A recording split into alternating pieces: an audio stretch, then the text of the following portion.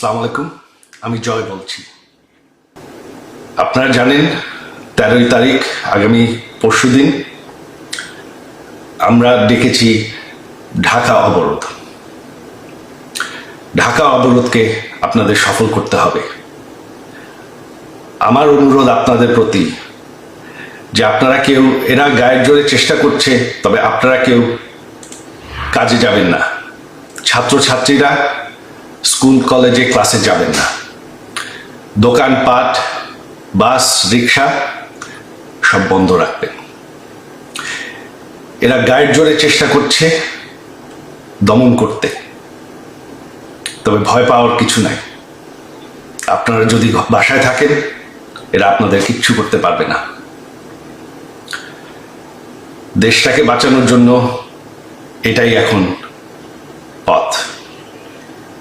আপনারা যদি না চান যে রাজাকারদের হাতে দেশ চলে যাক, বাংলাদেশের ইতিহাস মুছে ফেলা হোক, বাংলাদেশ, যে বাংলাদেশ আমরা ভালোবাসি সেটা শেষ হয়ে যাক, তাহলে এখনই সময়।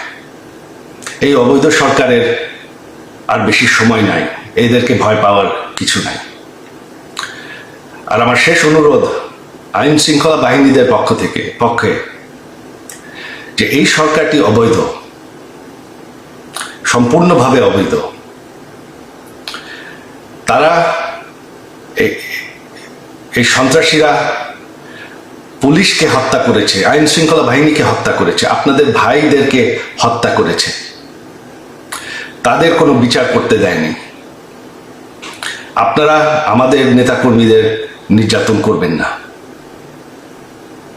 এই সরকারকে আমরা সরাবো। এই সরকার আর বেশি দিন টিকবে না। বাংলাদেশকে আবার সেই রাজাকারদের হাত থেকে আমরা অবশ্যই রক্ষা করব।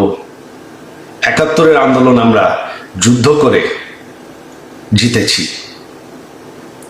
এই আন্দোলনও আমরা সফল হব।